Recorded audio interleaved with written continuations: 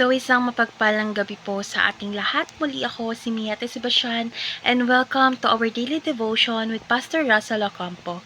And today, our devotion talks about the Lordship of Christ over all our possessions.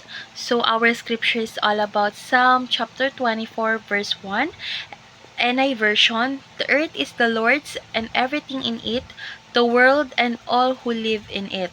So, sa ano naman, ASND version naman po, ang buong mundo at ang lahat ng naririto ay pagmamay-ari or pag-aari ng Panginoon. Ang lupa at lahat ng naninirahan dito ay sa Kanya. So, tungkol saan nga ba tong verse na ito? So, yung verse na ito ay nagpapaalala sa atin na ang buong mundo, kasama lahat ng bagay at mga tao, ay pag-aari ng ating mahal na Panginoon. So, walang bagay sa mundo or sa lupa na tunay na pag-aari natin dahil lahat ng bagay ay mula sa ating mahal na Diyos at para sa Kanya. So, siya ang lumikha at nagmamay-ari ng lahat ng ito.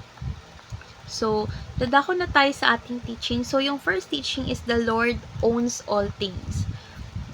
So, alam naman natin na siya lahat ng gumawa nito.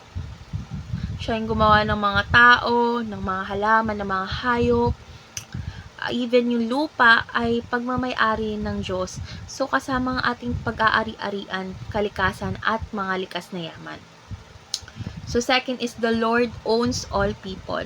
So, tayong lahat, tulad ng sinabi ko kanina, is bilang nilalang ng Diyos is pagmamay-ari niya tayo or pag-aari niya tayo at nasa ilalim ng kanyang kapamahalaan. So,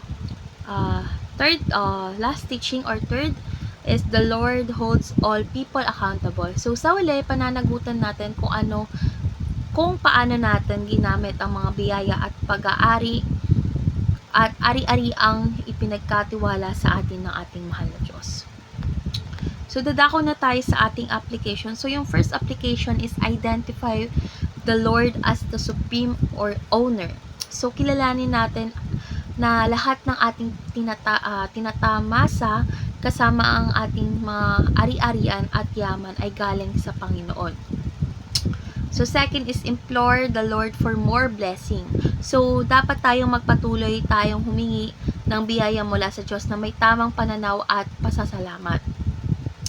So, last application is improve yourself as a faithful steward. So, dapat nating sikapin or gawin nating maging mabuting katiwala ng mga ipinagkatiwala ng Diyos sa atin sa pamamagitan ng tamang paggamit at pag-aalaga ng kanyang mga ari-arian. So, dadako na tayo sa ating last part, and our last part is discussion, and our discussion tackles about how does devotion change the way we look at the possessions the Lord entrusted to us.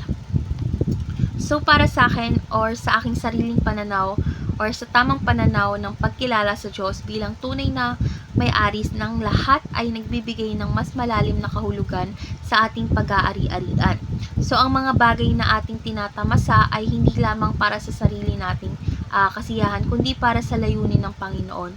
So, yung devotion sa Diyos ay nagtuturo sa atin na ang mga pagmamay-ari ay dapat gamitin sa pagsunod sa kanyang kalooban, pagpapalaganap ng kabutihan at paglilingkod sa ating kapwa.